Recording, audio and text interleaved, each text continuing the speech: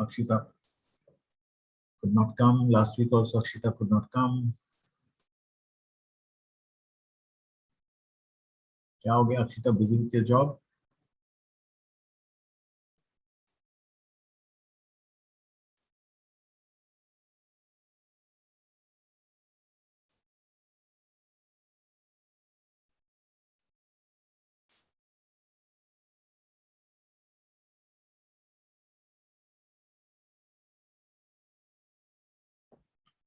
Okay, just give me a second.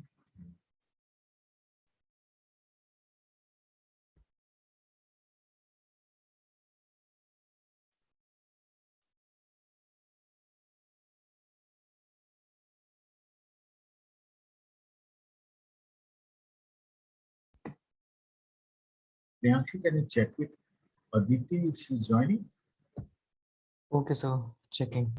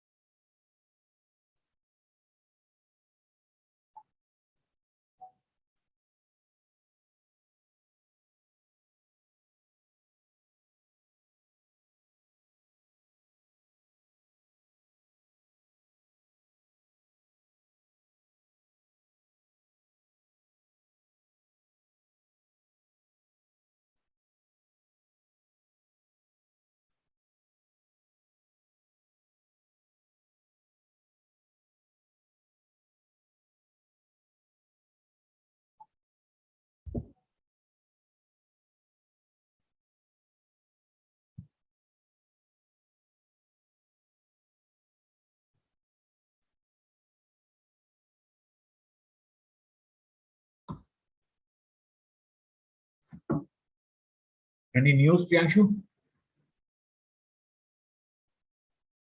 Sir, phone नहीं उठा रही है. Okay, then let us start. Okay. Akshita, are you there? Hello, good evening, sir. Yes, sir. Yeah, where were you? कहाँ थी आप? Sir Delhi से वाराणसी आ रही थी सर, बहुत थक गई हूँ मैं. नहीं, मैं बोला कि दो तीन हफ्ते हो गए आपको देखा नहीं मैंने, इसीलिए पूछ रहा था. नहीं सर, एक्चुअली लास्ट टाइम पे मतलब मैं आ रही थी ना, तो फैमिली वाले बहुत इमोशनल हो गए थे, तो लोगों के साथ थोड़ा लास्ट वीक स्पेंड किया. बाकी अभी इस वीक तो मैं आई हूँ. Okay, sure. चलो, let's start. So you missed a lot of things on brand management. So आपको अपना videos देखना पड़ेगा, ठीक है?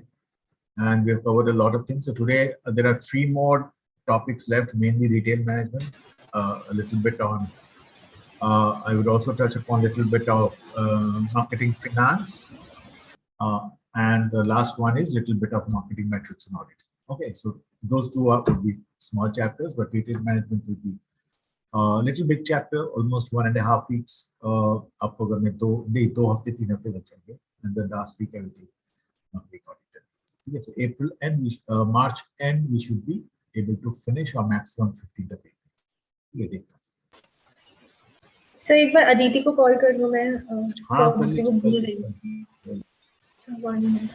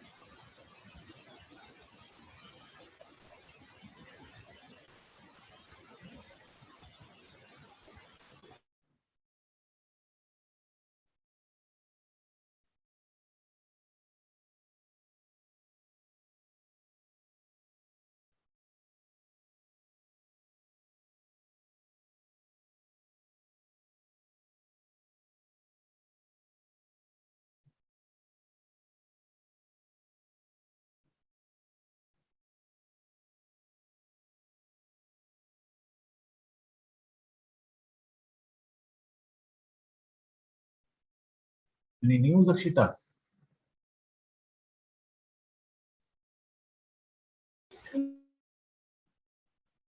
Any news about Aditi?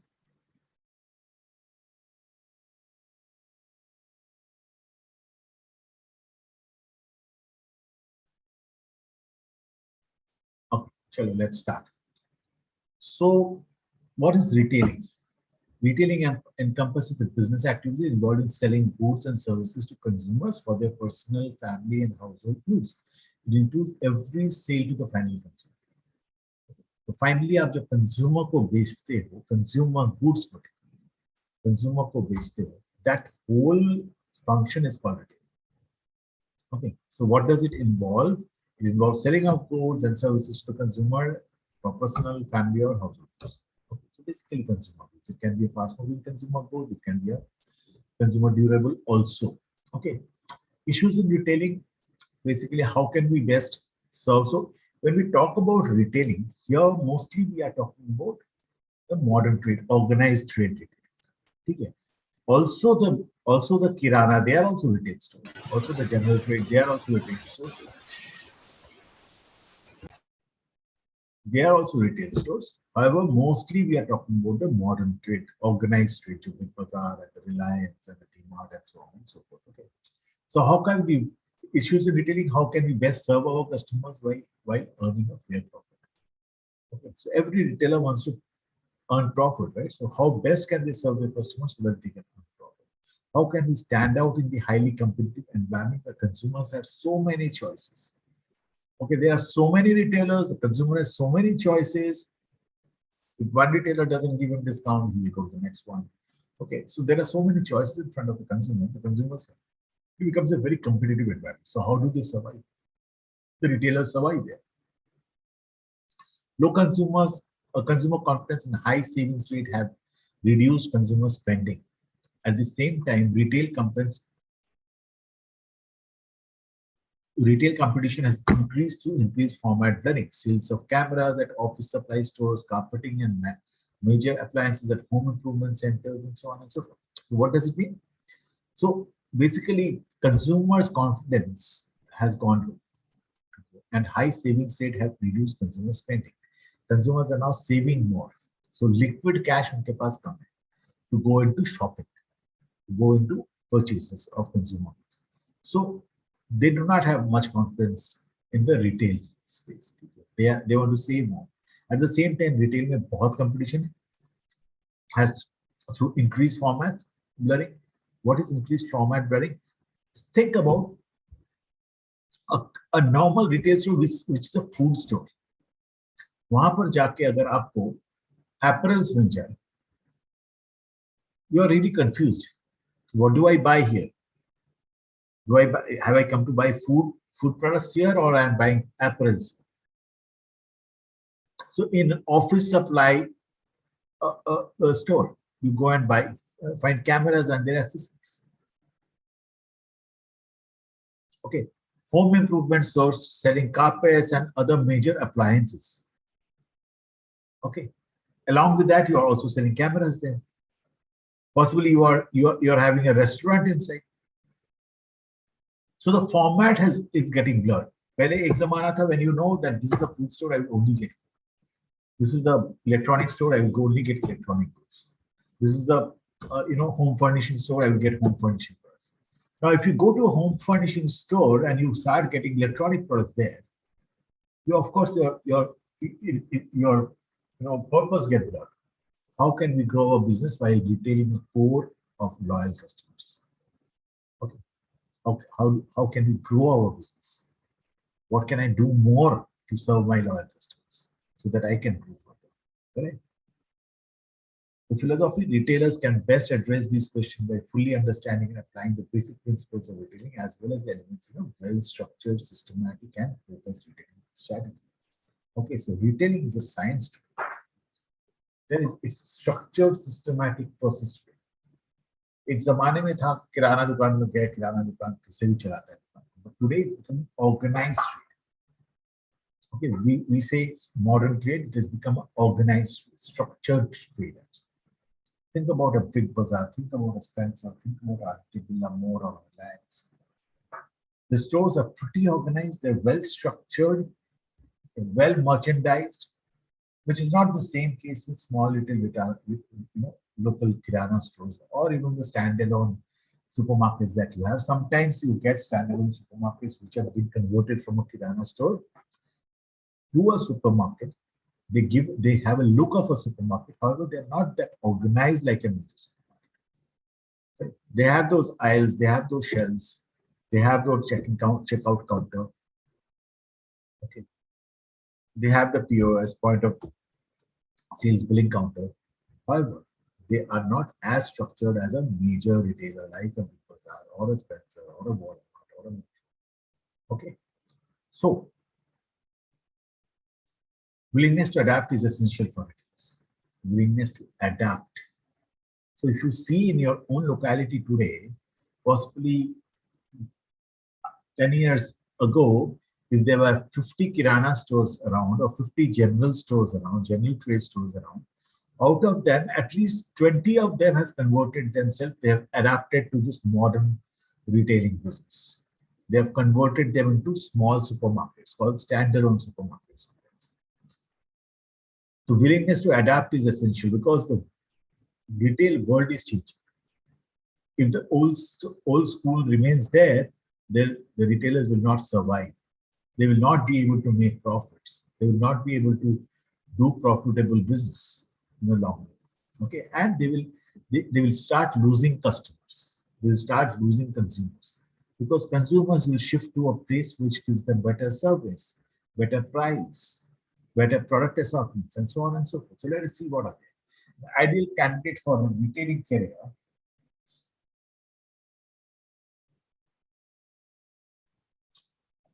Ideal candidate for retailing career must be a people person, more important than technical knowledge. Technical skills can be taught more easily than people skills.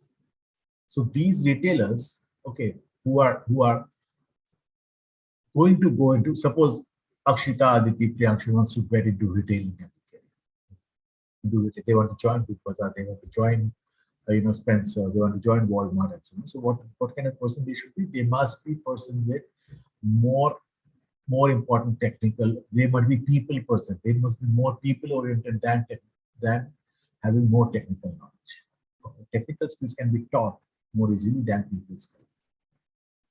Okay. So they must have people skill. What is people skill? People skill is basically how to maintain relationship with your customers. Okay. That's the people skill. How to interact with customer, maintain relationship, long-term relationship with customer. Okay. And so on and so forth. Must be flexible. You should be flexible. You should be adaptable to every situation. You cannot be rigid. I will follow this one.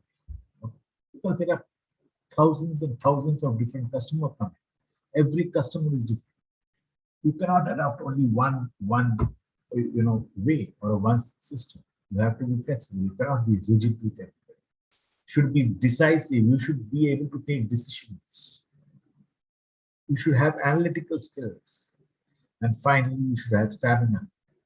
Why do they say you should have stamina?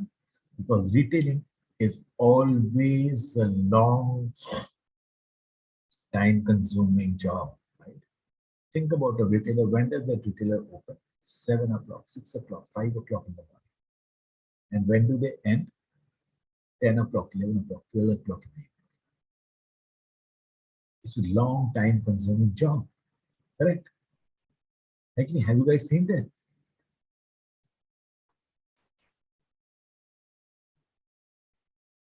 Have you seen retailers? Have you ever gone to a big bazaar and Yes, sir. seen what time does a big bazaar open? Yes, sir.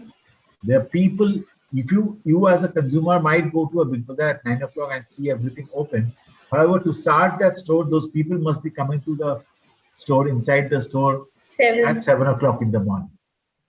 And finally, when they leave that store, it's possibly 11 o'clock in the night. Around 1. 1, 12, 11 o'clock in the night. Why? Because after the customers have gone, they have again got to rearrange the store, re-merchandise the store, keep the stores we can spend for the next one. It's a long stamp. It needs a very, very heavy stamp. Largest retailers in United States, forget United States, Walmart. In India, if you talk about, let's forget these. So if you talk about India, can you name some of the big retailers in India? So more. More, Big yes, Bazaar. Big Bazaar. We have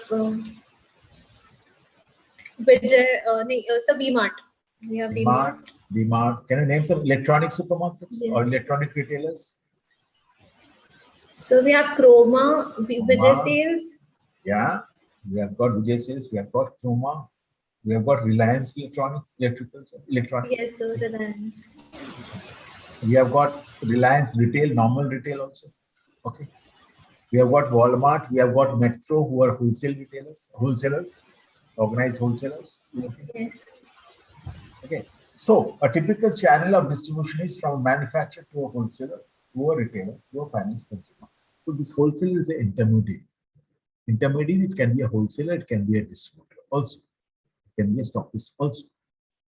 Or it can be sub-stockist also under a stockist. So that's the channel. We have discussed about channels many times, intermediaries, right? And they finally supply to the retailer, and then retailer finally supplies to our consumer. So if you remember, when we talked about channel and distribution, I actually showed you different ways how products reach the consumers. Okay. So this is one way. Okay. The retailer's role in the sorting process is manufacturer brand A goes to wholesaler, goes to wholesaler, goes to retailer, and these retailers sell the brand A, B, C, D to the customers. This is very simple. Omnichannel retailing, a retailer sells to consumers through multiple retail formats. Websites, yes, internet, so Amazon, e-commerce, Amazon, Flipkart, Grofers, Basket, and every company has an e-commerce site now. So even all electronic companies sell from their websites. Okay, even food companies have started selling from their websites. Okay, so that's one channel. So you can be present in that website channel, that's the internet channel or the e-commerce. You can be present as a physical store. You can even buy with your smartphones and in social media. Correct. Smartphone apps, you can buy from smartphone apps, right? All the smartphone apps sell something of it. Correct. So that's an omni-channel. So omni-channel is basically a channel. Just give me 1 second.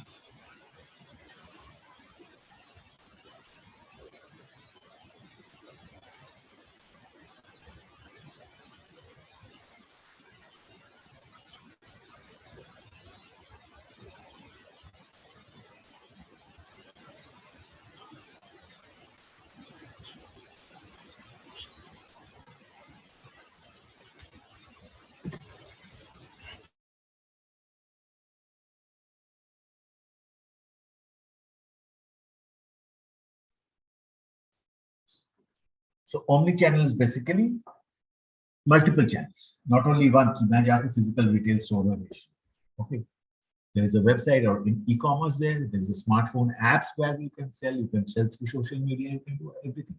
So one company can sell through many, okay, many channels, right? Cross-selling across channels, in store products availability info on website. Okay, so you can you can see a product in the website and go to the store and buy it, or you can see a product in the store and come back on the website and buy it in the e-commerce, right? Most of the time we do that. Okay. Akshita, you have to.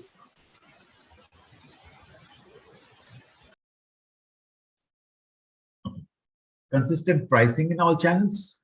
Okay, so if you have a consistent pricing that in the internet and the physical store and the application and the social media, everywhere your prices are same, then you have a lot of credit.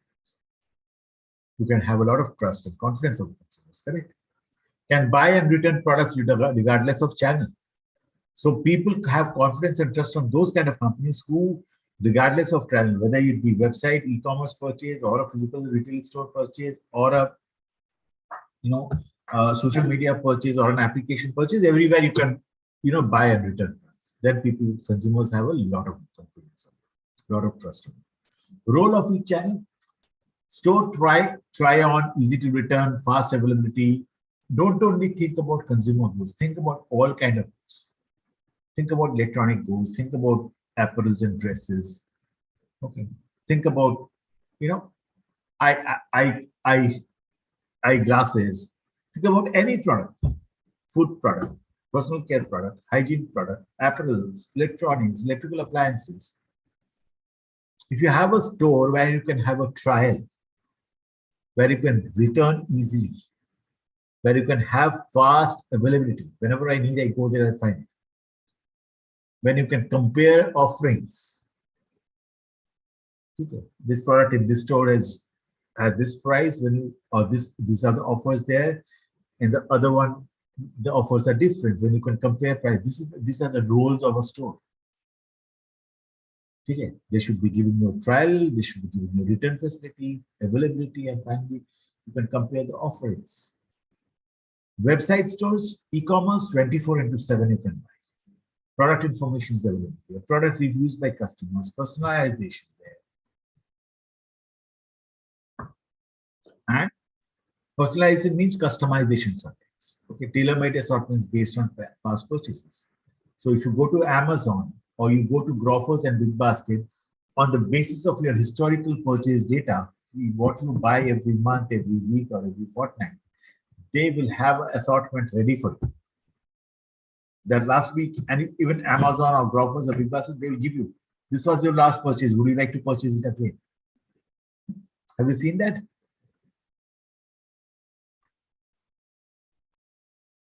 देखे हो कभी वैसे Amazon में जाके जब अपना account खोलते हो, you see the previous orders. Yes, would you sir. like to buy it again? Right? Yes, sir. So they keep a track of everything that you are doing on the website.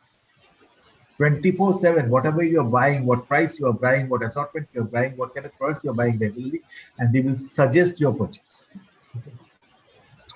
So ये big data management का मतलब यही होता है? Yes. Mostly that big data management, artificial intelligence, machine learning, these are all about this. Okay. So basically, this is a part of the artificial intelligence and machine learning. That machine is learning what you are doing. The machine is tracking you, and then throwing suggestions. They are working as human brains, artificial intelligence. Okay. So typically, it's not always stores which sell consumer products. See, supermarkets for music, supermarkets for electronic products, supermarkets for apparels.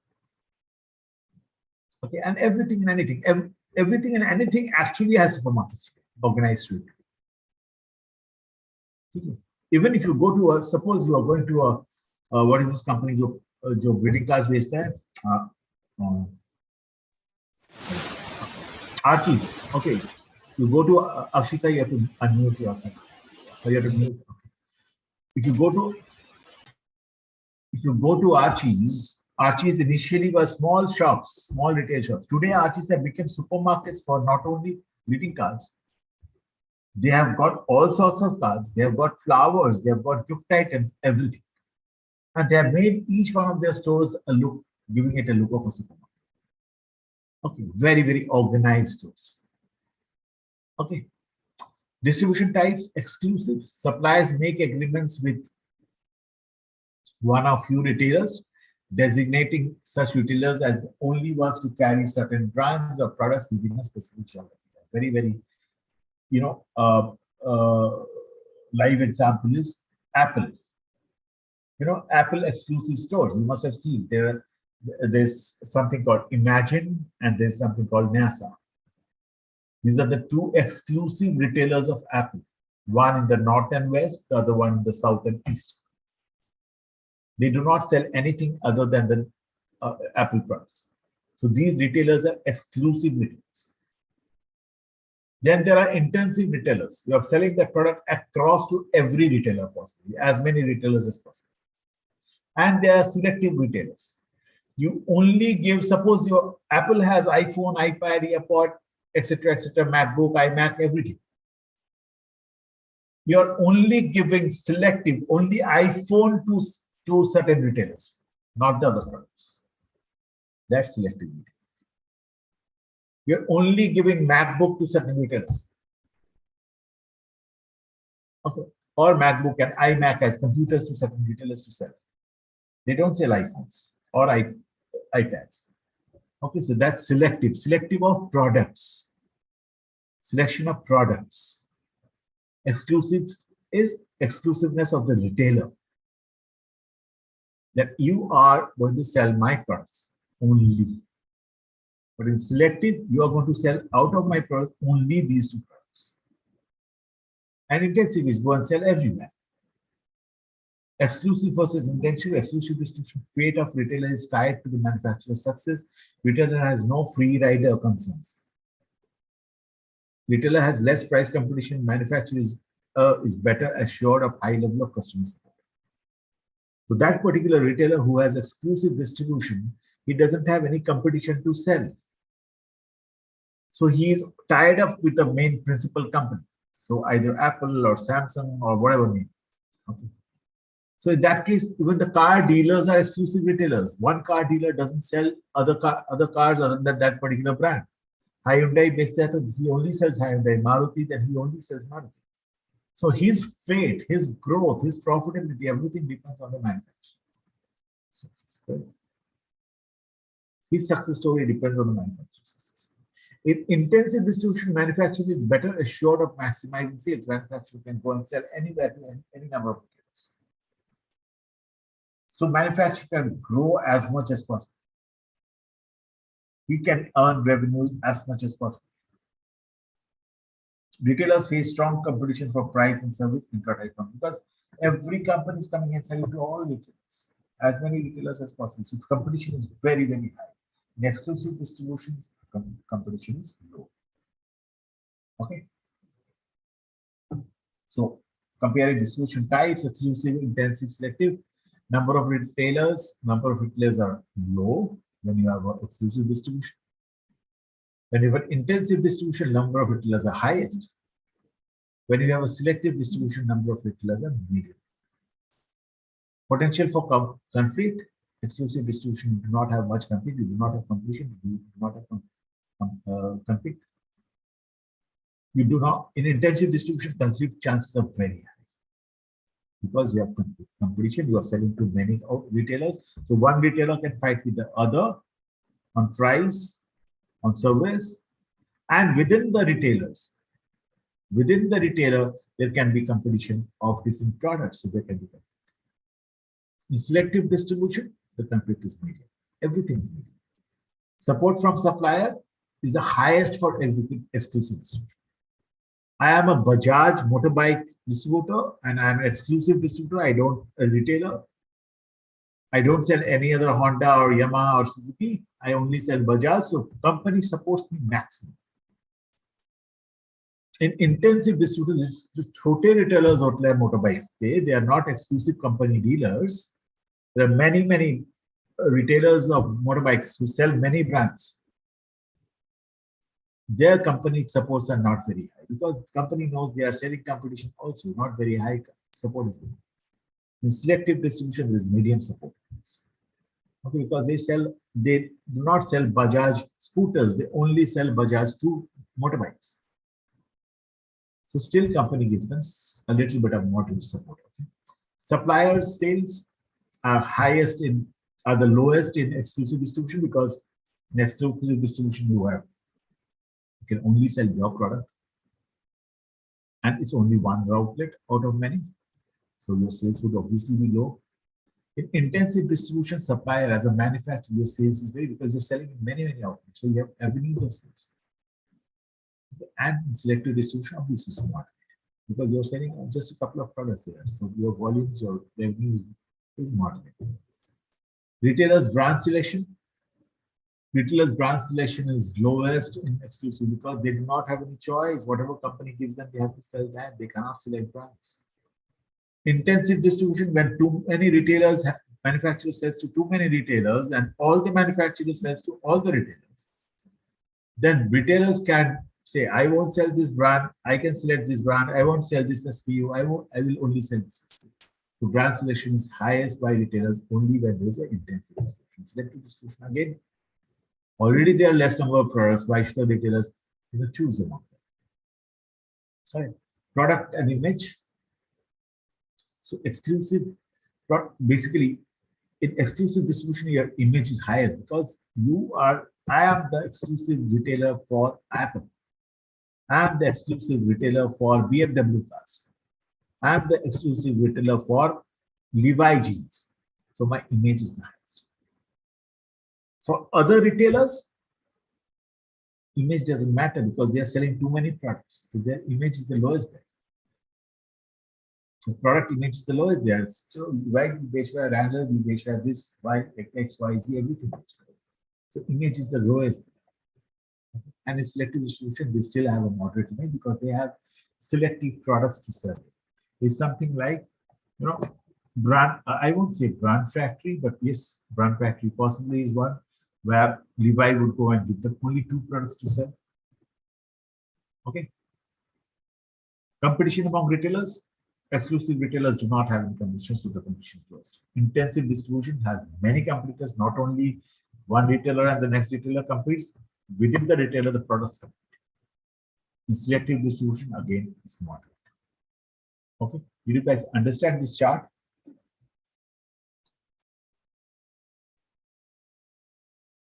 Yes, Priyanshu? What is happening? Akshita, are you there?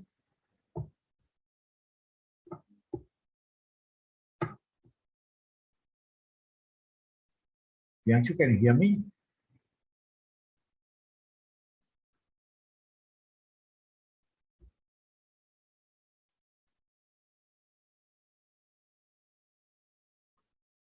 Okay, special characteristics affecting retailers. Small average sale, retailers tracking small average sale, impulse purchasing, popularity of stores. Okay, so what are the things that affect the retailer? If the average sale is small, if the impulse purchase is high, and the popularity of the store is not good, these are the things affect the retailer. These retailers have a strategy to improve on their impulse purchase, to improve on their popularity, and to improve on their efficiency. Okay. Retailer strategy overall plan to guiding a retailer firm, influences the firm's business activities, influences firm's response to market forces. Okay. So 6 steps in strategic planning of a retail. Like define the type of business that you are in. Your corporate mission. You may be a small retailer, but you must be having a mission. What is my business? What do I want to do in the long run? You can have a consumer goods business as a retail store. You can have an apparel business. You can have an electronic business. You can have a car, automobile business. You can have a machinery business. So you should have a mission. What am I supposed to do with this business? How am I supposed to grow my business? How am I supposed to be unique in the business? How am I supposed to sustain my business? How am I supposed to make profits out of the business. So define that business strategy. Set long run and short run objectives. Okay, so you have to set up what am I going to do in 2 to 3 months, 2 to 3 years, or maybe 1 to 2 years, and what am I going to do in the next 10 years? I have started as a Kirana store. Do I remain as a Kirana store for the next 10 years, or at least 5 years? Or do I need to change the format of my store? I am a small Kirana store. I only sell a few SKUs now. Do I continue to sell few SKUs throughout my life? Or should I increase SKUs, or should I become very selective, or should I become intensive? I need to keep all kind of consumer products, electronic products, or do I become selective? Or do I have a strategy to become an exclusive retailer in the future? Okay, so that's my long-term and short-term objective. Determine the customer market. Which market am I going to, do I need to serve? Do I need to serve premium customers, economic customers, mid-segment customers? What is the segment I am going to cater? Do I only cater to food segment? Cater to the customer segment which are interested in food or electronic goods? What is my customer market? What is my customer segment? Am I sometimes you will see that there are discount stores who sell everything for discounts. For them, they have to only choose the economic segment, low household income segment, low household income market. Devise an overall long-run plan. How do I evolve from whatever I am today? How do I evolve and become big and sustainable and profitable? Make a long-run plan. Implement an integrated strategy. Integrated, we have learned about this word integrated too many times. Integrated marketing communication. Today I'm talking about integrated strategy. Integrated strategy of what kind of format should I have, what kind of profitability should I, what kind of pricing should I have, what kind of customer segment should I have, what kind of a product category should I sell, everything together. What should be my pricing strategy? And finally, evaluate and correct. So you're making strategies can be. The strategy is something which can change depending on the market environment, depending on the customer segment, depending on the customer's need. If the market has changed, all the Kirana stores are going to go away from the market in the long run, and I have to make it a supermarket. I have to make home delivery as a norm, then I have to change. I cannot sit back as the old Kirana stores sitting only in that shop and selling whatever customer comes. If home delivery is the norm today, I have to go by that norm, right? I have to evaluate and correct myself, fine-tune myself, evolve from wherever I am. Okay? Aspects of Home Depot strategies: growth through product authority, target at least multiple segments, distinctive image, seamless customer service, multiple point of contact, employee relations, innovation, commitment to technology, community involvement, adaptive to omnichannel trend. Now, what does this mean? Okay, this means that if I am having a long-run strategy for my retailing, how should I grow? I always need to grow through products. I cannot reduce product assortment in my store and I can grow, right? I grow through product authority. Product becomes authority. What kind of product that I have to decide? Should I be an exclusive distributor, exclusive retailer, selective retailer? That's something. My product will give me that authority.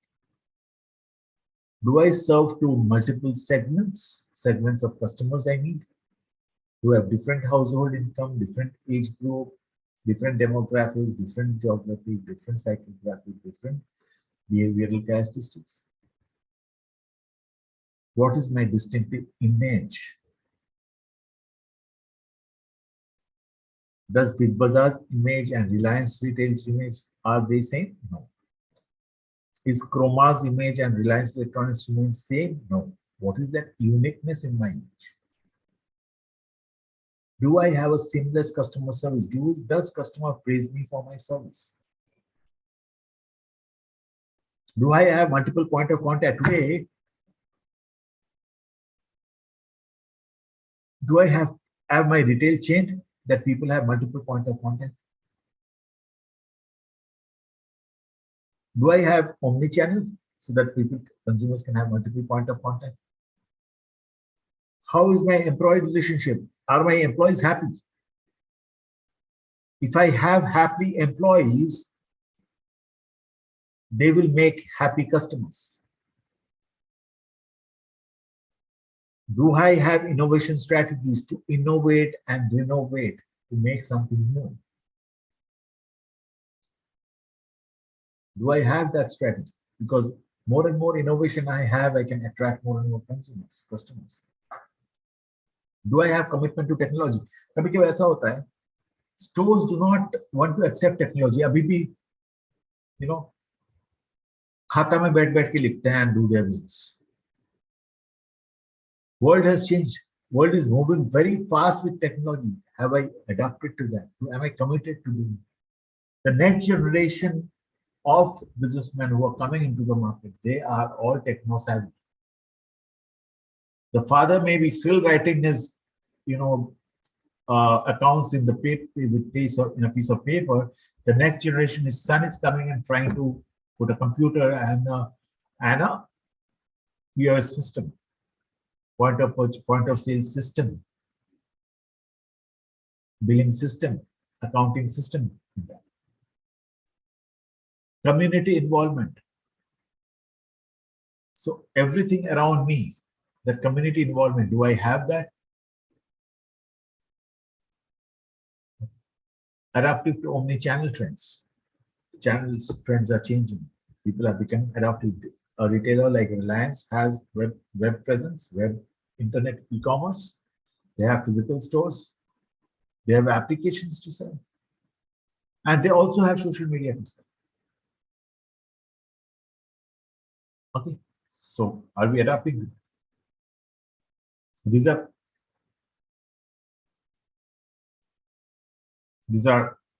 what? These are called the aspects of Home Depot strategy. I am a depot. Depot is a bigger word of a warehouse, right? A retailer is ultimately a warehouse. So I'm a Home Depot, a big warehouse. Applying the retailing concept, customer orientation, coordinated effort, value-driven, goal orientation, retailing concept, retailing strategy. So the first thing is customer orientation. Nothing in marketing can happen without customers' focus. We have learned it so many times. Right? Then coordinated effort of everything. Product, price, promotion,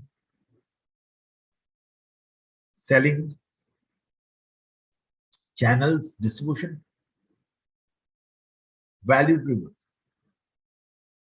My values and principles. Good retailers have their values and principles. They have good values to support themselves. I'm going to be quality driven, that's my value. I'm going to be honest, that's my value. I'm not going to cheat customers, that's my value. Integrity first, that's my value. They should be valued. And finally, goal oriented. You have a strong objective made, strong goals made to be sustainable and profitable in business. Right? And finally, these all may help you make your retail strategy. Okay, and nowadays it's not only just retailing, not only product availability in a store, not only lowest price, not only best assortments, the environment in that store, the experience of the shopping in that particular area should also be great. That also makes you unique. That also helps you to compete. You would always go to a shopping supermarket in a swanky mall rather than a individual store. Because the environment there, the shopping experience there is great. It has added value to your experience, right?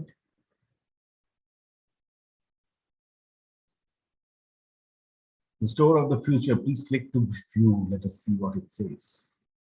There's a small little video here. Let's see. Just a second.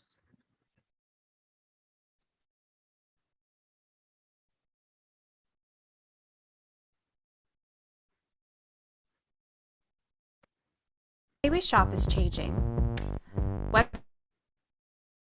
Just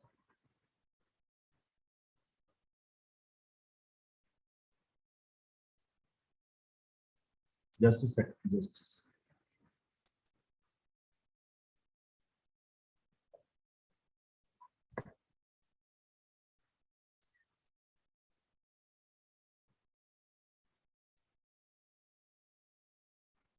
Experience that combines the high-touch benefits of brick and mortar with the high-tech features of online. The way we shop is changing. Can you hear the voice, the sound? Yes, sir. Okay. But it's lagging too much. Websites are behaving more like stores, and stores are behaving more like websites. Whether it's mobile ordering or interactive mirrors, retailers are innovating to offer rich experiences that integrate digital touchpoints at every step of the way. With the physical and the digital converging, we head to Pioneer Court in Chicago to find out where the customer of tomorrow will shop. The store of the future is an immersive retail experience that combines the high-touch benefits of brick and mortar with the high-tech features of online shopping. This mobile pop-up shop was organized by retail tech company With.me in collaboration with shoe brand Tom's and apparel company Raven & Lily. One of the most eye-catching features of the store is a 30-foot-long pixel wall. This display is made up of hundreds of individually programmed modules, allowing retailers to show as much or as little as they'd like. Then there's these React tables. These interactive digital displays show information depending on what you're interested in. Like this pair of shoes, let's see if they carry your size. Here are the other colors they're available in. You might also like this handbag to match. All of the items in the store are RFID tagged, meaning they use electromagnetic fields to transfer data from physical objects to digital touchpoints. Interactive mirrors make it easy for customers to check out or request alternate products without leaving their change rooms. And speaking of change rooms, these ones literally emerge from the ceiling when you need them, and then get out of the way when you don't. I actually really like this duster cardigan. Whether I'm ready to make a purchase or just want more information about my selection, the shopping kiosks are there to help. They can arrange home delivery or accept credit card payment. Brick and mortar isn't disappearing, but it's certainly changing. As the lines separating our digital and physical worlds begin to blur, it only makes sense that the distinction between bricks and clicks is dissolving. For Electric Runway, I'm Amanda Costco.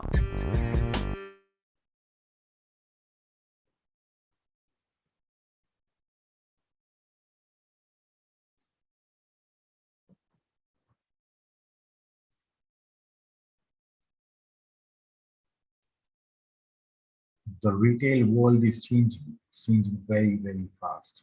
Okay. And you've heard about this particular word called bricks and clicks. Okay. So what is bricks? The physical stores. Okay. And what are clicks? Basically the digital stores. Okay. So the world is moving from bricks to clicks very, very fast. Okay. So bricks, though they are diluting, they are here to stay for some time. However, in the future is all about the clicks, all about digital. Okay. Was that interesting? Yes, sir. Did you see so many things happening around? Yes, sir. It's taking time for India to adapt. However, in westernized countries, even in some of the Southeast Asian countries, they have already adapted to so advanced technology, right? To make your shopping experience great, make your shopping experience convenient, and so on and so forth. Okay.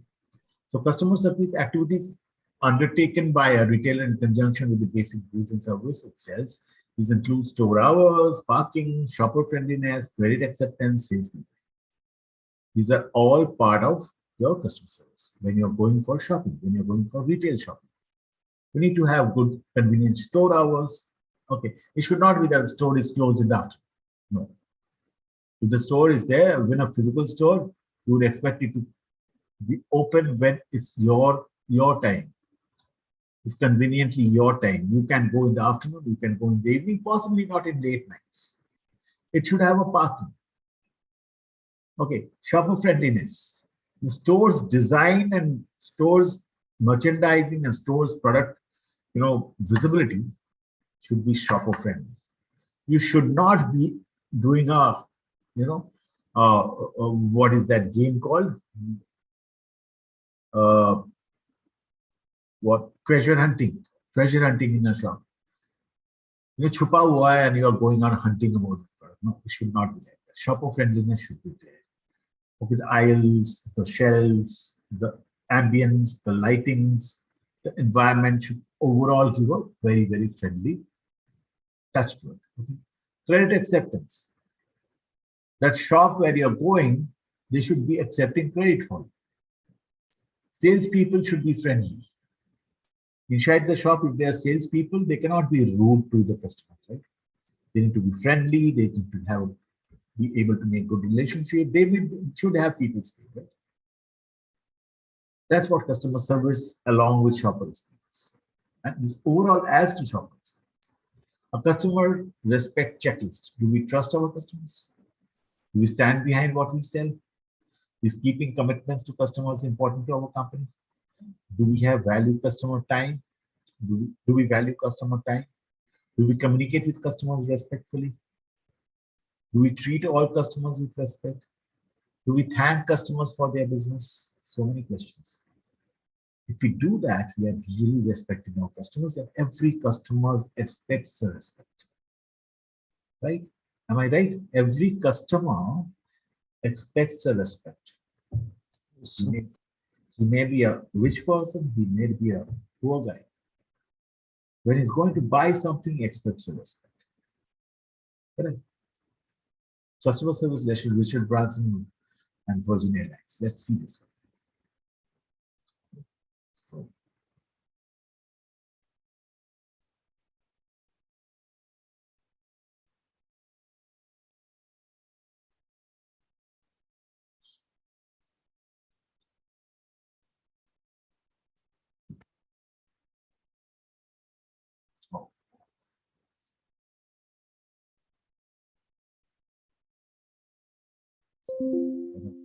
it's not working. Okay.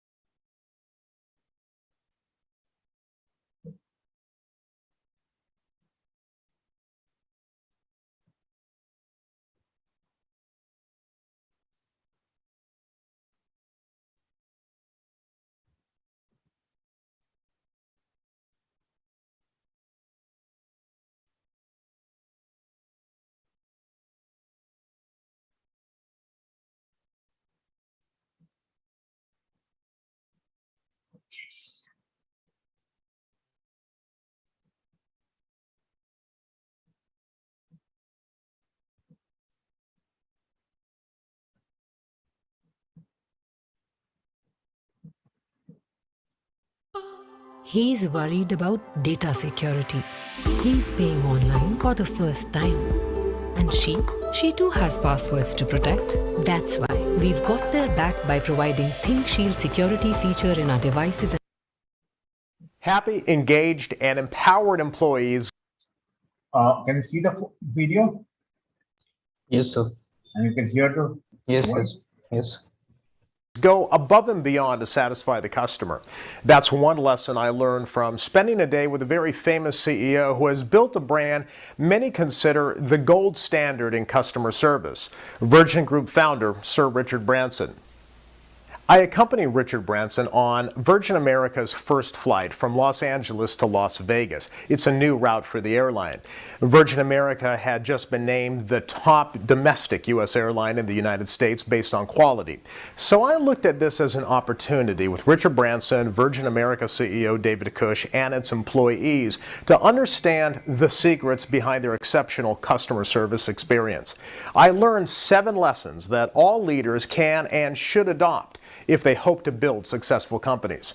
Lesson number 1, be visible.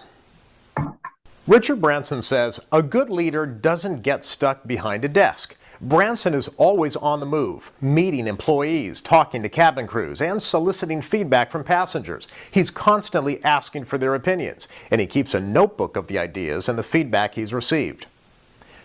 Lesson number 2, express a passionate commitment to serving the customer.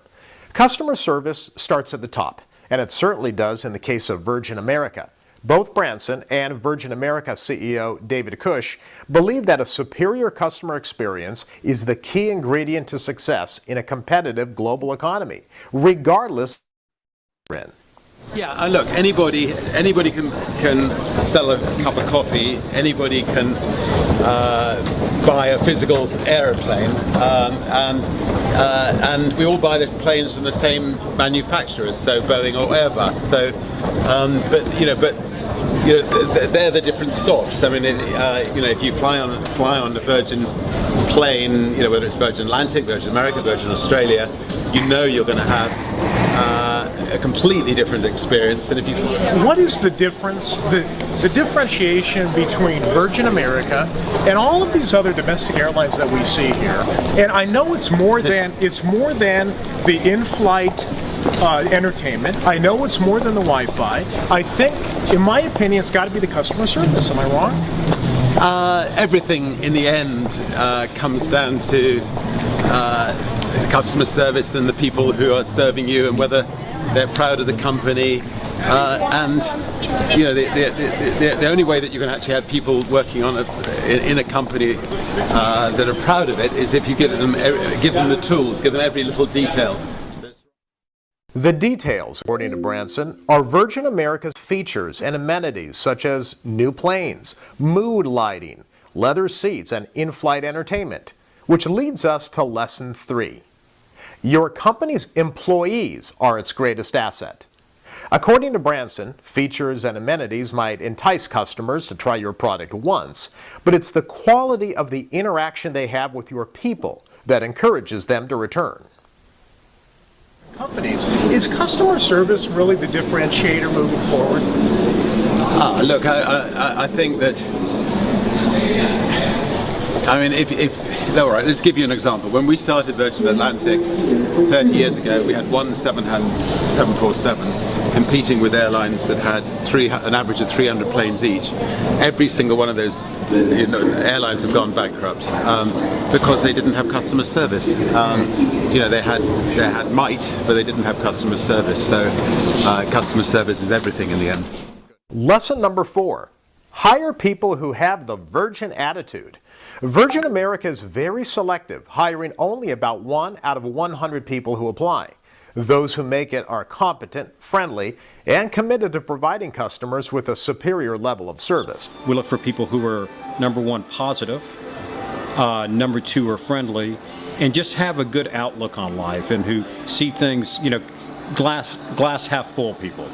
So that's the first thing we look for, and then of course we make sure they've got the technical capabilities of mastering the job, which generally they do. And that's once you have that, that's 90% of the battle. Lesson number 5.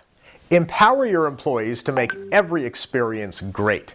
Once you hire the right employees, give them the best training. Then let them use their imagination and creativity to solve problems. So when we talk about empowerment, what we're saying is we will teach you the basics. We expect you to use your imagination and your brain power to solve the rest of it, to kind of connect the dots. And then, as we also always say in our company, it's better to ask forgiveness rather than permission. Is if you think you need to do something, do it, and we'll sort it out later. Lesson number 6, engage in social media with a genuine voice. Branson sends out his own tweets. He doesn't delegate his Twitter account. Branson believes in having an authentic voice on social media. Virgin America itself has a full-time team of 3 people who respond to every customer comment and question on Twitter. Lesson number 7, whether you're on Twitter or in person, have fun. Don't take yourself too seriously. Let your hair down every once in a while. As part of its recruiting process, Virgin America looks for people who are smart, capable, enthusiastic, and who have a sense of humor. Their boss shares all those qualities, especially the sense of humor. Branson is up for anything, and his employees love to see it. He has fun, and so do they. If you're not having fun, neither will your employees, and your customers will notice. The customer experience is everything, and it begins with you.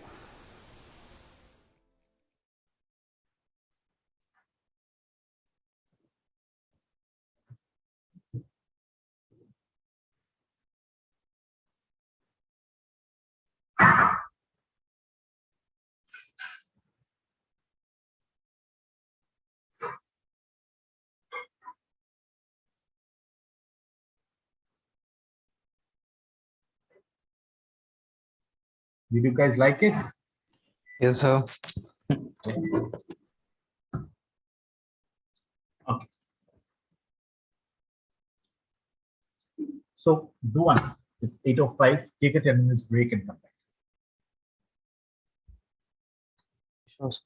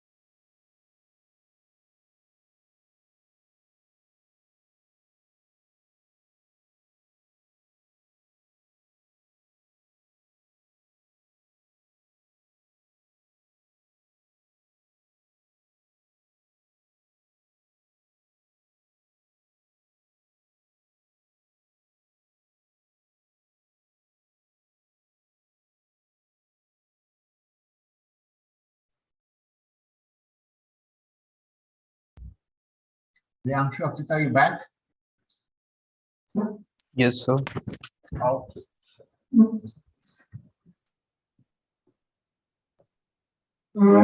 Okay. Relationship retailing. So we just saw a video and then we understand now what is customer service, right? How you can improve customer service. So now relationship retailing, retailers seek to establish and maintain long-term bonds with customers. That's the primary,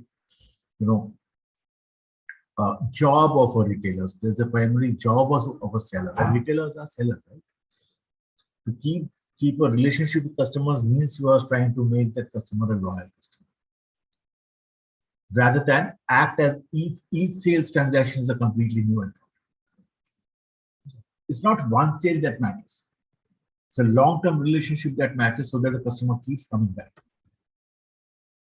Okay. Concentrate on total retail experience, monitor satisfaction, stay in touch with customers. Okay. So basically, give a great experience, retail experience to the shopper or the consumer. Monitor his satisfaction. So when you maintain relationship with him, you can evaluate his satisfaction level. You can frequently ask him whether he's satisfied or not. If he's not satisfied, what else can you do for him? And of course, to do that, you need to stay in touch with him. And that is why today, customer relationship management has become a subject by itself to be studied. And it's not only, physical relationship. Nowadays, technology has even come in to maintain that relationship. There are a lot of CRM tools which has been developed so that you can maintain long-term relationship with customers. I discussed with you earlier that companies want data now. Every data about the consumer, every data about the customer in details, starting from his name to date of birth to address to everything possible. And that's why they are using more and more machine learning, they're using more more and more AI. Everything. They're using chatbots. You have seen chatbots in your applications, right? In the websites, right? If you click on the website, there's a chatbot which comes up. If you click on the application, the chatbot comes up. How can we help you? And those are small little things which go a long way to maintain relationship with customers. Okay? Use a win-win approach. But your relationship in retailing, it is easier to keep existing customer happy than to gain new ones. Present value of current customer income stream, cost of keeping existing customer content versus cost of replacing them with new customers. Okay. So if you have a current customer and if you can keep him happy, he will continue to keep coming back to you and purchasing new things. If you have to make a new customer, think about the cost of making that customer. Okay. From one customer who is happy, you can have an income stream. Cost of keeping existing customer content happy versus cost of replacing them with new customer. Replacing them with new customer is always higher because you are going to really do some good marketing, good promotion to get new customers, good communication to get new customers. That has a lot of cost. But keeping a current customer happy doesn't cost you much. Develop a customer database, loyalty programs, ongoing customers contact is improved with information of people's attributes in shopping behavior. That's what I said. Companies are dying to gather customer data. They are doing everything possible on this earth to collect customer data. Starting from the websites. As soon as you enter the website, there's a pop-up to give you your name, email ID, phone number. Then with those phone numbers, email ID, they start connecting with you. They start understanding you. Through their journey in the websites, through their journey in the retail stores, they are being monitored minute by minute about their behaviors. What is keeping them happy? What are their interests? What are their hobbies? Okay. Everything, everything about a customer is being monitored now. I was telling the other day, I think Priyanshu and Aditi were there, Akshita was not there. Akshita, you use an iPhone, right? Are you there, Akshita? Akshita is not there. She's sleeping. So, Akshita, I told Aditi possibly, right, that Akshita uses an iPhone and she possibly doesn't even know that whatever she speaks, everything is being captured. Every moment of Akshita is being captured. Okay, so every company is striving to gather data of their customers. Your habits, your hobbies, your interests, your whatever you are doing throughout the day, throughout the week, throughout the month, everything companies are striving to gather these data. And once they have those data, it's easier for them to maintain relationship, easier for them to make you happy. If they know what is Aditi's hobby, that she likes possibly cycling, they can connect with you and say that, Aditi, we can give you a better choice. They can give Aditi a lot of information of cycle, which Aditi is happy with. They can make Aditi happy easily. I'll give you excellent example. Sir, I'm sorry, actually my mind wasn't working. Okay, yeah. So I'll give you a beautiful example.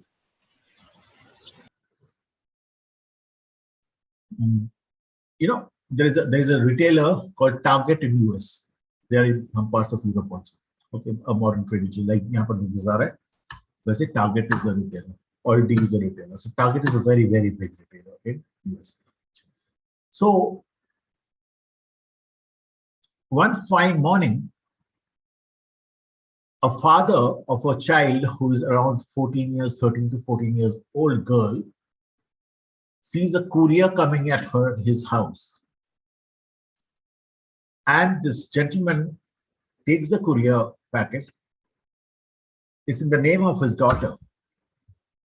He gets curious. What's it my daughter is getting? He opens the courier packet and he finds that the courier packet contains certain products which pregnant women use. Certain information, certain booklets, certain products which pregnant women uses. And this gentleman, the father of the child, becomes wild. How can the company send such kind of a thing to a child who is 13 to 14 years old? He puts up a complaint to this organization target, goes and meets the general manager customer service there, and makes a hue and cry, what is all this nonsense? And you know what happened? That customer service general manager told him that, sir, you're possibly not aware that your child is pregnant. He said, what are you talking about? That gentleman said, sir, your child is actually going into our website and she's scrolling around products which are there, which are being used by pregnant women. And she has filled up a form where she says she is a pregnant girl with a 6 months pregnancy or 3 months pregnancy, whatever it is. So can you see how data works? As a real story. It's a real story.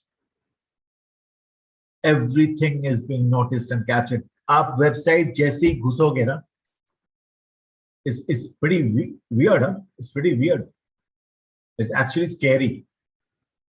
As soon as you get into a website, everything you are revealing everything about it.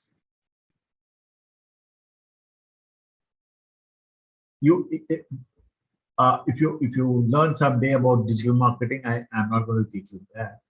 So mobile marketing has gone to such an extent that because of the GPS tracking of mobile phones, companies use that GPS tracking to send advertisements to you. As soon as you cross a McDonald's store or a Pizza Hut store or a Domino's store in European countries or US, they continue to send you different advertising materials about that particular store. How? Because they can track you that you're crossing that store.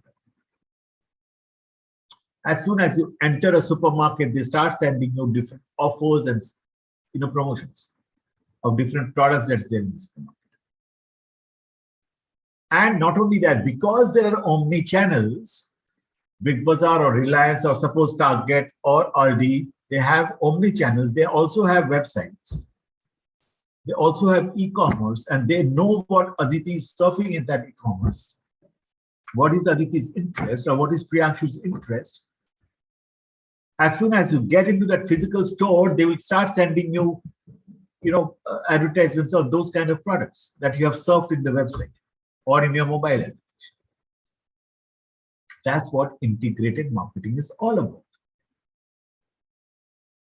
Correct? Integrated retailing is all about.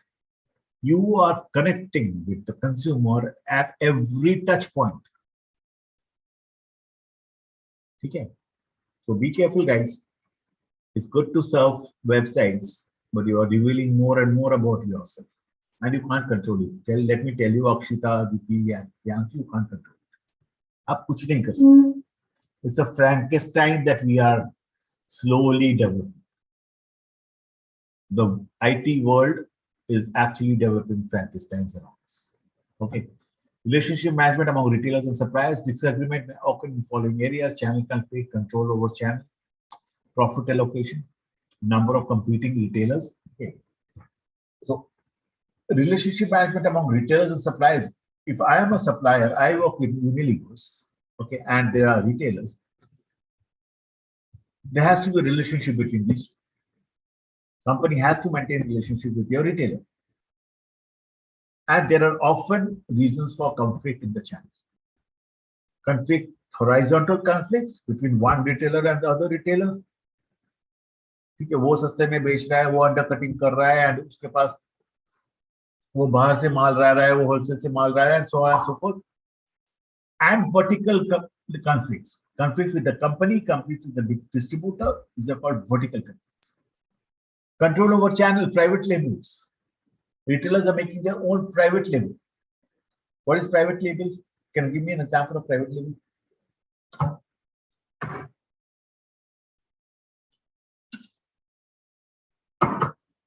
How many of you go to Big Bazaar? All of you? Yes, sir. Yes, sir. Okay. So the private label brand, can you tell me the private label brand of Big Bazaar? First of all, what is a private label?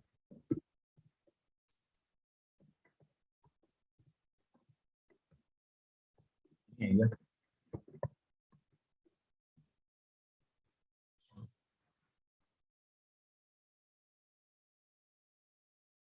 Any idea?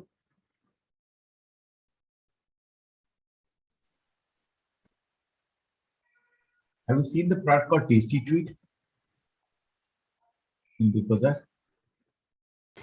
Yes, sir. Okay. And just give me a second, I'll find out all of this. So Tasty Treat is a private label. It's a brand which is owned by Big Bazaar. Okay. So there are plenty of them in-house brand for Big Bazaar. If you're aware of another brand called John Miller shirts, okay, that's also a private label. Okay, let me see the Reliance. They have private labels for their groceries. They have private labels for their apparels. They have private labels for their, food products.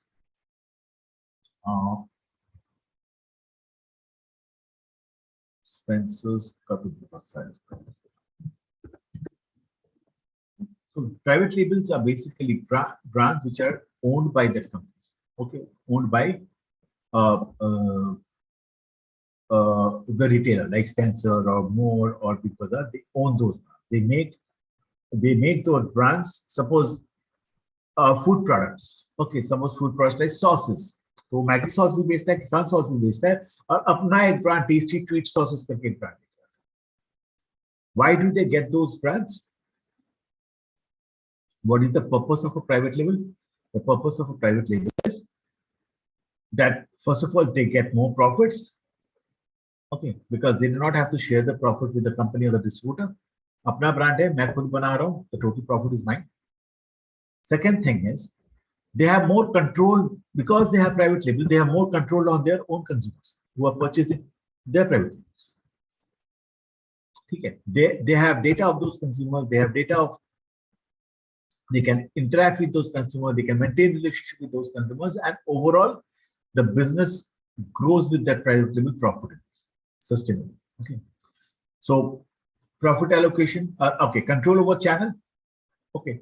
So if the channel has its own private label, they can negotiate and bargain with the principal company. Levers के साथ, Nestle के साथ, P&G के साथ, they can bargain. जैसे मेरे पास private label आपका product नहीं आता है, फर्क नहीं पड़ता, आप मुझे discount दो, ज़्यादा. ठीक है. Profit allocation, resale price control. So what is that profit allocation? आज मैं as Unilever, I am giving certain margin to this retailer, Big Bazaar. मैं 10% मार्जिन देता हूँ उसको, ठीक है, and the rest is with me or my distributor.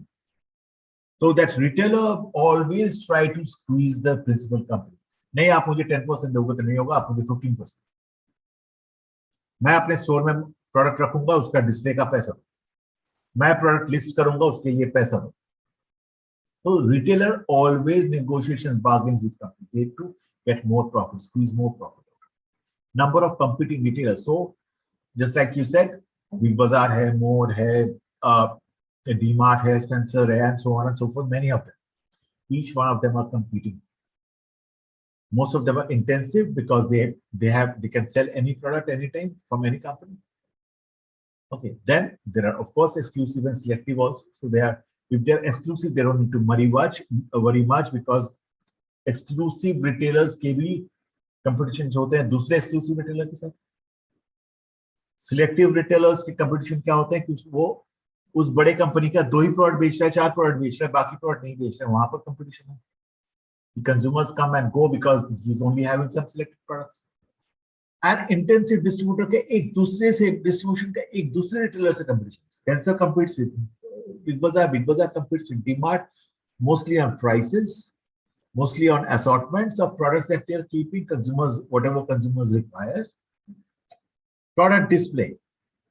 How much visibility will you give to which company? That's another, which supplier. That's another major area of conflict. Sir मैं आपको तो एक शेल्फ ही दूंगा आपके नूडल्स के लिए. EP को जाके बोलेगा I will give you only half the space. Now EP will start shouting, why are you giving Maggie more space?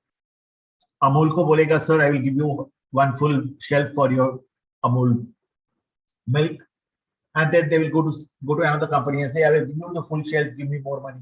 So display के लिए is always a conflict. Promotional support. One company giving more offers, more schemes, okay, more consumer promotion to the retailer. One company giving less. Okay. Payment terms. Credit कितना चाहिए? Some company will give no credit. Some company will give 15 days credit. Some company will give 1 month credit. So these are all conflict areas. They always try to squeeze the company with more credit, more promotions, more money, more profits. Okay. And operating flexibility. Operating flexibility is I want my product to be supplied early in the morning within 1 day. 24 hours supply only. Companies may not be able to do it. That's an area of conflict.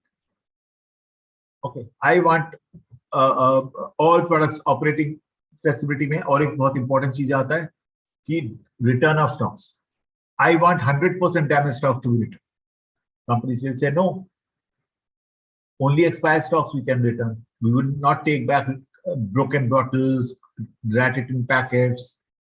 Only expired stock we will take. These are all areas of conflict. Grey market sales. What are grey markets? Products which doesn't come through the right route. Okay. Comes through wholesale, imported products, getting through imported channel, they are green market products. अब Nescafe Gold India में मिलता है. Nescafe Gold import होके भी आता है. Sometimes imported products are come through, not a very clean channel. ठीक है. Some dubious channel के through से कहीं से आ रहा है तो सस्ते में आ रहा है. They avoid taxes and all. Smuggle होके आ रहा है. And so there is a conflict on grey market sales. देखिए ग्रे मार्केट में सस्ता मिल रहा है, बाहर में सस्ता मिल रहा है, मेरे पास ज्यादा प्राइस में मिल रहा है. That's a conflict with the company. Okay, markdown money is charged back by dominant leader. So all this markdown is basically आपका प्रोडक्ट मैं डिस्काउंट में बेचूंगा उसके लिए आप कितना पैसा, and so on and so forth. So there's always a conflict between retailer and relationship, and that needs to be maintained. That's the job of the sales. Okay, approaches to study retailing, institutional retailing, strategic retailing, and functional retailing. Okay, so strategic approach, building relationship and strategic plan, building institutions, consumer behavior and information gathering. Okay, elements of retailing strategy, integrating, analyzing, and improving retail strategies. So everything to do with strategy of retailing. So we are going to study that in details. Okay, so we have to building relationship का strategy बनता है.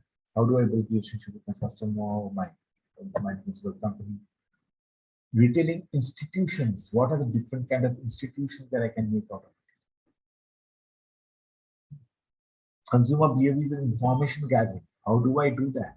How do I collect data and information? What do I do with the data and information? And when I make retailing strategy, what are the elements that I integrating, analyzing, and improving retailing strategy? As I said, evaluate your strategy, integrate your strategy. We have learned about how to integrate strategies, right? All different strategies put together: pricing strategy, relationship strategy, my promotion strategy, my procurement strategy. Integrate everything, analyze them, whether it's working or not. If not, if necessary, keep changing it. Correct. So that's the first chapter. I will take you into the second chapter. Just give me 1 second.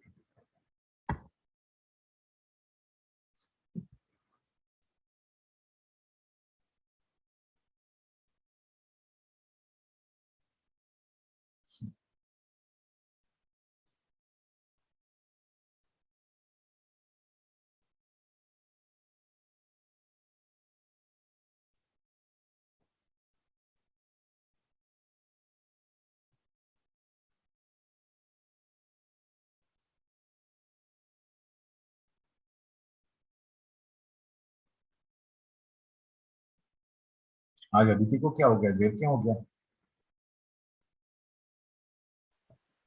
Sir, I met with an accident.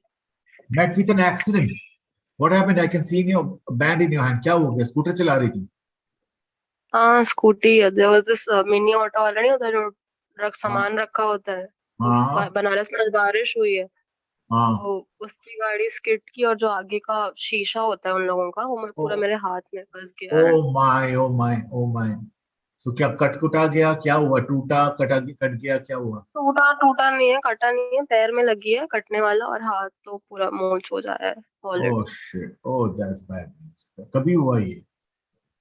बस मैं आ रही थी, मैं class करने निकली थी. I was मतलब 6:30 में छोड़ देती हूँ जहाँ मैं बैठी रहती हूँ ऐसे ही. तो 7 तक आई रीच हूँ, मैंने ज्वाइन. बट आज मैं 6:20 ही निकली थी. बट आज Okay. बनारस में बारिश हुई है तो रोड्स बहुत स्किटी थे. Oh shit. That's bad. You will have pain for some time.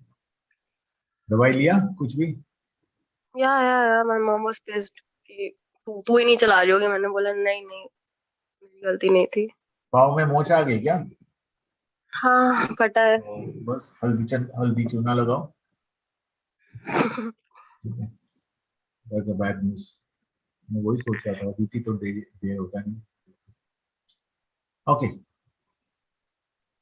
So we are going to discuss about building a sustainable relationship in retailing. Okay. I'll not be able to finish this totally, but let me at least take you through some.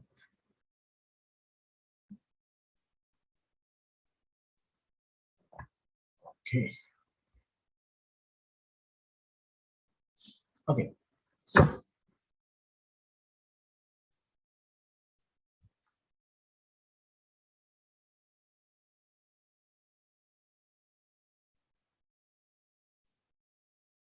okay.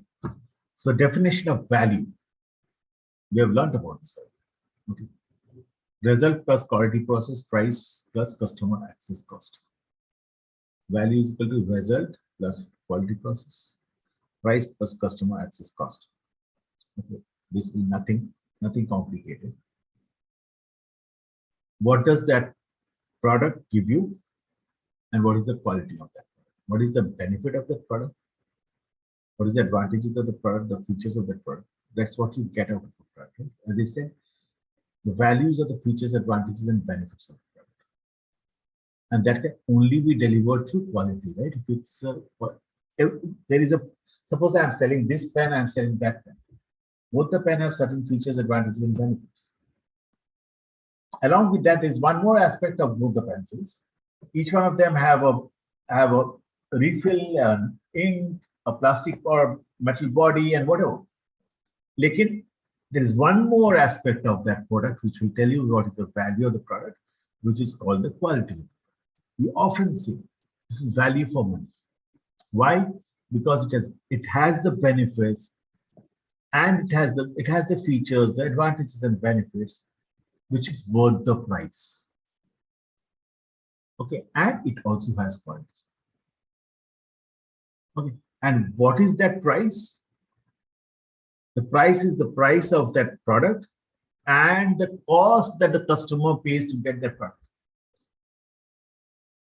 Okay, so what do you mean by cost? If the product is easily available around you, you will spend lesser cost to access it. If the product is not easily accessible around you, you will spend more cost to access it. Right? So the price is not only the price of the product, वो 10 रुपए का pen है या 100 रुपए का pen है. I have spent 20 rupees to get that 100 रुपए का product there. So the total amount that I have paid is 100 plus 20. Is the product worth it? मैं इतना दूर जाके ये ड्रेस खरीद के लाया हूँ. 500 रुपए का ड्रेस है, मैंने तो 200 रुपए जाने आने में खर्चा कर दिया. 700 रुपए. Is it worth it? कभी-कभी वो बोलते हैं ना घर पे, मम्मी आप इतना दूर जाके वो लेके आए हो, ठीक है, आप is it worth it mummy, इतना दूर जाना जरूरी था? नहीं, वहां पर ना ये बहुत अच्छा मिलता है. मैंने कचौरी उस दुकान पे खाई, बहुत अच्छी मिलती है और इसलिए मैंने 100 रुपए का ऑटो में खर्चा. It's a very common thing. Very common thing हम लोग बोलते रहते हैं. मम्मी कचौड़ी तो इधर भी मिलती है. ये भी अच्छा बनाता है. That additional 100 rupees, is it worth it? So the price is not only price, price is also accessing the product. And then you calculate is cost, whatever I paid for the product and whatever cost to access by the customer together. Is cost me, did I get the right result and the right product?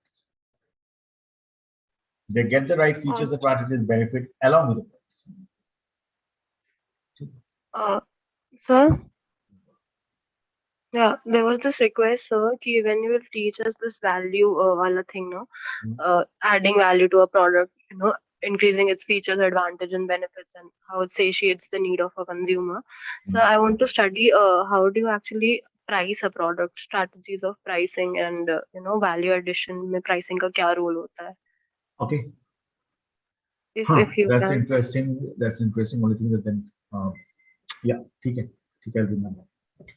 कि pricing कैसे बनता है, there's a pricing strategy, pricing कैसे बनता है, so different ways how to make pricing, there's something called value pricing. आप जिसकी pricing की बात करो, there is something called value pricing.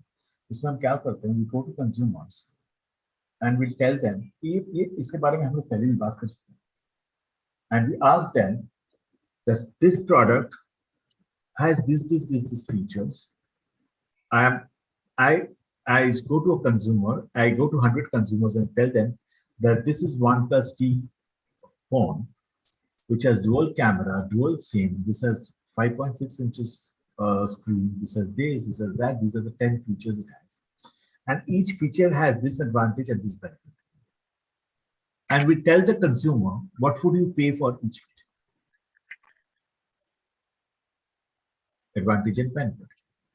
So yes, for dual camera, dual lens camera, I would pay 5,000 rupees. For dual SIM, I will pay 500 rupees. For 5.6 inches screen, I will pay 600 rupees, whatever.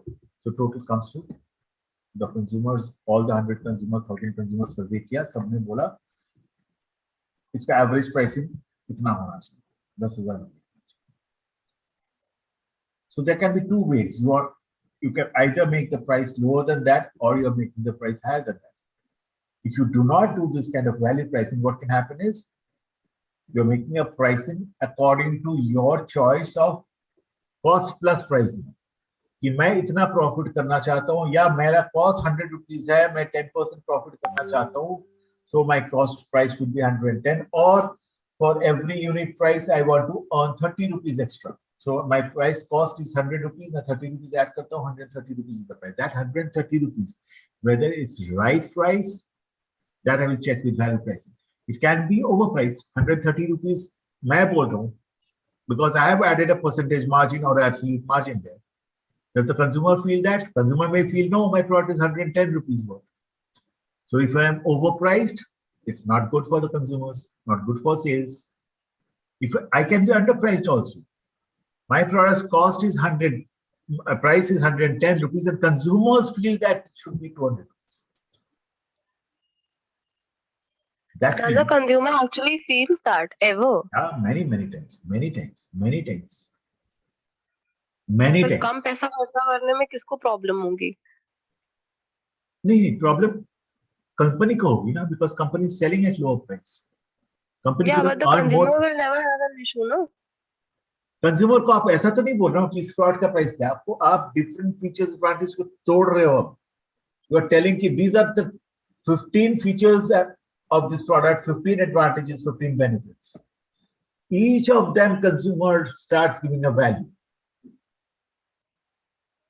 Then you add that value and you see that this is the price of the product, which consumers feel. If I'm selling it, if the consumers feel that the total price of the product is worth 200 rupees, and I am selling at 120 rupees, I am at the loss end, right? I could have made it 200 rupees and given 20 rupees discount and attracted more consumers. At the same time, so there's this follow-up question in a very layman language. Like I and Priyanshu were having a discussion the other day as well. कि जब ये competitive brands जो होते हैं, जब आप एक market में उतर रहे होते हो और आपके पास आपके सब्स्टिट्यूट ब्रांड्स हैं जो कि आपके कॉम्पिटिटर्स हैं, तो दे आर ब्रांड्स जो कि मार्केट तोड़ते हैं, लाइक वो कम पैसे में जो प्रोडक्ट्स लॉन्च करते हैं, सो वो सस्टेन के मतलब Yeah. In the long run So, sustain so I करते just हैं. told you, just told you about one kind of price, or rather two kind of pricing. One is cost plus pricing. आपका जो cost है उसके ऊपर में आप कुछ ऐड करके आप प्राइसिंग बनाते हो. Adding it can be a gut feel adding, notional adding. मैं 20% ऐड करना चाहता हूँ. So 100 rupees का cost है, manufacturing cost, marketing etc etc. उसके ऊपर मैं 100 rupees के ऊपर 20% cost plus करके मैं बेचना चाहता हूँ, या 30 rupees cost plus करके बेचना चाहता हूँ. Fine. That's one way of pricing. Second way of pricing is competitor oriented pricing. Similar product, what is my competitor selling? I cannot be too far away from my competitor. I can't say that a competitor, I am selling at 100 and the same product the competitor will sell at 50 more. The competitor 50 में बेचता है, मैं maximum 55 कर सकता हूँ, 45 कर सकता हूँ, not 100. That's a competitor oriented pricing. Then there is a market oriented pricing. What is that? I'm going to make a price to gain market share. How do I gain market share? I get customers from my competitor. So मैं product का market का price तोड़ूंगा. मेरा competitor 100 में बेच रहा है, he is making some profit, I don't want to know. मैं 80 में बेचूंगा. Till I gather that market share. मेरा कंपटीटर का 60% मार्केट शेयर है, मेरा 40% है. I want to cross my competition. Even at the cost of losing some money, at loss, I will break the price and beat the. ठीक है. So these luxury brands. हाँ, इसको finish कर लेता हूँ. And the last one is skimming price. Skimming price is usually done when you introduce a new product. Absolutely new. Competition is not there in the market. उस time में आप क्या करते हो? You know that there is no competition in the market. Consumer needs this product because I have done some research. I have understood the consumer's need and accordingly I have made a product. So there is nobody in the market. Initially, you can charge the product very high till the consumers can afford it. Okay, and you can earn as much as profit as much possible till the competitor comes. That's the introduction stage of a. You remember we spoke about the product life cycle, introduction, growth, maturity, and decline. So introduction stage में आप वो कर सकते हो. If your product is absolutely in the blue ocean, there is no competitor.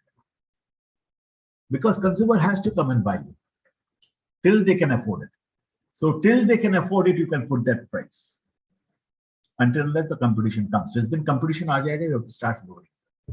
So skim pricing for introduction stage of a new product, absolutely new product, cost plus pricing, competition oriented pricing, market oriented pricing, and value pricing. Okay. Correct. I want a 20% growth next year on my volume. So I want to have a pricing which is possibly 10% lesser than last. That's a market oriented pricing. I'm going to get growth from where? Market. So market oriented pricing में मेरा growth आ गया, मेरा market share आ गया, मेरा penetration आ गया. I want to penetrate into more consumers. The growth stage, I want to penetrate into more consumers. I give offers to the market. I can either give offers or can reduce the price. Only thing that remember, reducing price is not a great strategy for a marketer. Rather, giving temporary offers is good because as soon as you reduce price, it's very difficult to increase price. आप अगर 100 रुपए का product को 90 रुपए कर दिया ना, consumer is not allow you to increase the price to 100. Very difficult. So don't try to lower price. Give offers, temporary offers, 10 rupees off. Offers आप किसी भी टाइम उठा सकते हो, लेकिन प्राइस MRP कम कर दिया आपने, तो बोलेगा इसका MRP तो 100 था, उसने 80 में बेचा, अभी तो फिर बढ़ा दिया प्राइस, नहीं खरीदूंगा इसका. ठीक है. Offers people accept more easily than price reductions. And never do price. Just give me 1 second. And never do price reduction as a marketer, because remember, price reduction is not a solution to competition. Often sales people will come and tell you, sir, price बहुत ज़्यादा है, competition कम पे बेच रहा है, तो sir इसका थोड़ा price कम कर दीजिए. If you are doing that, what are you doing? You are the brand owner, you are the entrepreneur, you are the business owner of that brand. आप प्राइस रिड्यूस करोगे मतलब आपकी प्रॉफिटेबिलिटी कम होगी, right? As a brand owner, business owner, your P&L is your responsibility, profit and loss is your responsibility. ठीक है? So you would not like your profits to go down, right?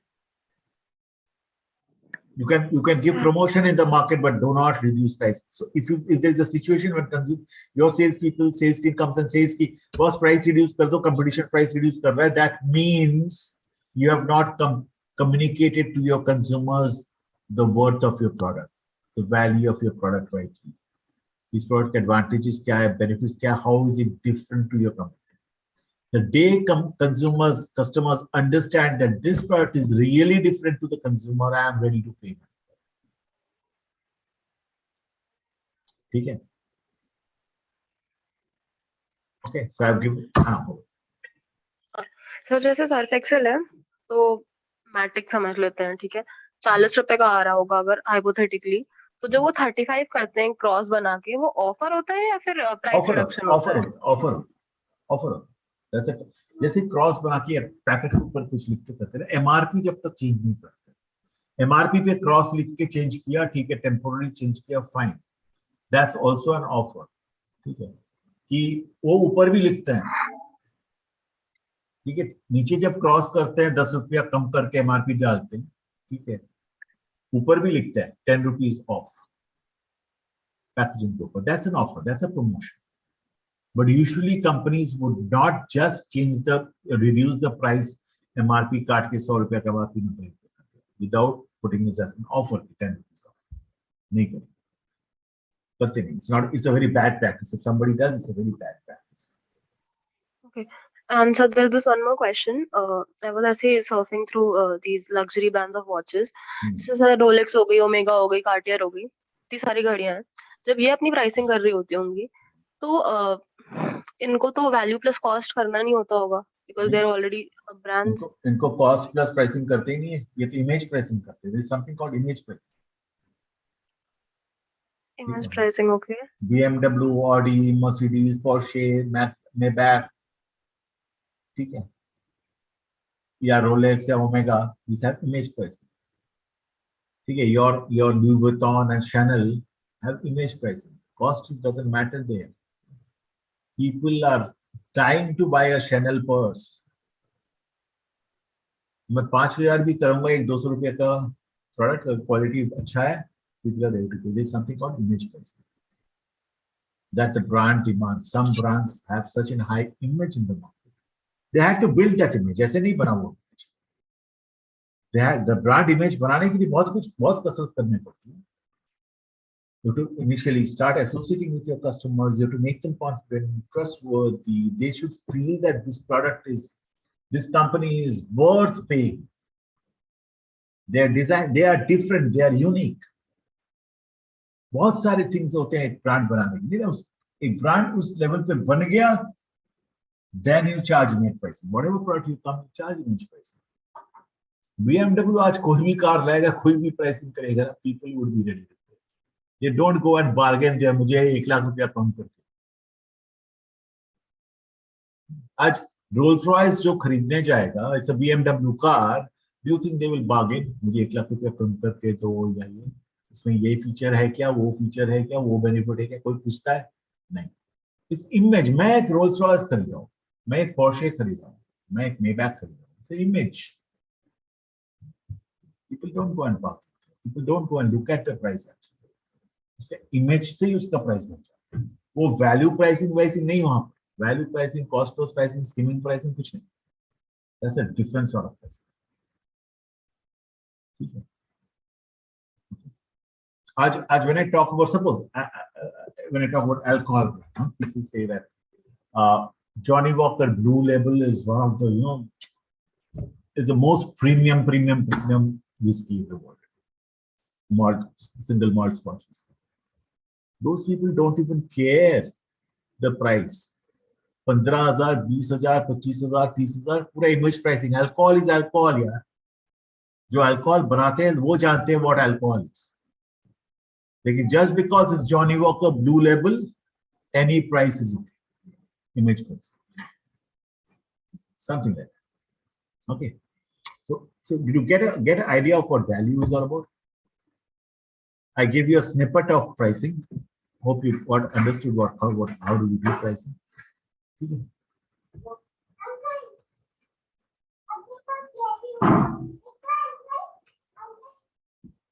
मैं पढ़ाई कर रहा हूँ अभी.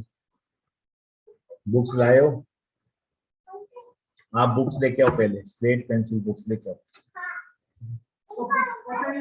यहाँ पर देखो आंटी लोग सब पढ़ रही है. अरे बड़ा शैतान. हाँ अच्छा, यहाँ पर आंटी को हाय करो. चलो आंटी को हाय करो. बोलो हाय hi aunty.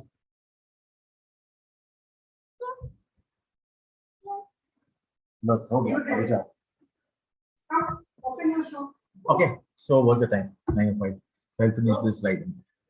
Okay, so results. So when we talk about this value, result plus quality process, overall quality, instructions, ease of assembly, taste, quality, health, warranty, product tasting by retail. All these are results that you expect as a consumer. And this comes from features, this comes from advantages. This comes from, don't only think about food product or consumer product, think about all products. Think about electronics, think about appliances, think about any other product, your apparels. You only see the result when you have an overall quality. You see the instructions sometimes, you see the assembly is easy sometimes, you see the taste, quality, health sometimes, and overall, right? Overall, all these put together tells you that this is the result. Process quality, wide aisle, ease of finding, high in stock, position, fun experience, short waiting time. So the whole process in a retail store. आप जब जाते हो retail store में, आपको अगर Spencer में जाओगे, you will have a different feeling. You go to Big Bazaar, you have a different feeling. Big Bazaar is something like a heart market, organized heart market of Indians. Indians are very organized shoppers, you know, very disorganized shoppers. They are used to those heart markets. Yeah, they are used to those roadside shopping feelings. And that was the philosophy when Big Bazaar came in. Kishore Bihari wanted to give those feeling inside his store. That's why Big Bazaar is a disorganized, organized. आप अंदर जाओगे ना, बड़ा disorganized सा लगेगा, एकदम हाट market, किराना हाट market जैसा. लेकिन स्पेंसर में जाओ, मोर में जाओ, DMart, you will have again similar feeling. You go to Reliance, you go to More, you go to Spencer, you will have a different kind of aura experience. So as far as the retailing is concerned, result makes a big sense. Process quality makes a big sense. Well, क्या क्या दे रहा है वो मुझे क्या benefits दे रहा है. And finally, the process quality. उस store के अंदर processes क्या चल रहा है. Do I have wide aisles between the shelves? Is it easy for me to find the stocks, products there? Is the inventory good enough that I can go and buy any quantity anytime? Okay. Does it have a fun experience? Overall ambience is great. And finally, price. Okay, cost plus delivery plus assembly plus credit. Sab milake cost kya hai? If I go to a store, suppose I go to IKEA. You have heard about IKEA, right?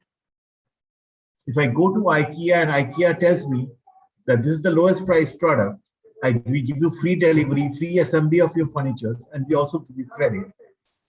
You feel fantastic. Oh wow, right? That wow factor, aha factor will come. Okay. Customer access cost, warehouse, club membership, fees, inconvenient location, poor store hours, inadequate parking. These all affects what kind of an experience you are given first. You have given them a membership, club membership you have given them a club membership with a fees. Okay. Inconvenient location, poor store hours. मैं 12 बजे खोलता हूँ, 6 बजे बंद करता हूँ. Inadequate parking. These all affect the store's credibility.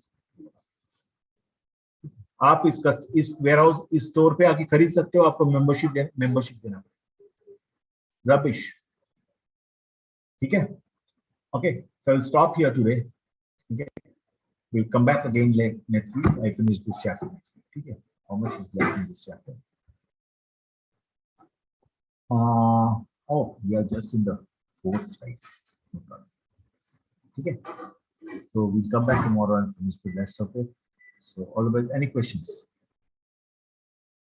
No, right? So take care of yourself, Aditi. I'm concerned and worried about you. Go and take medicine. नहीं तो रात को सोने नहीं देगा। चलो, take care. Bye.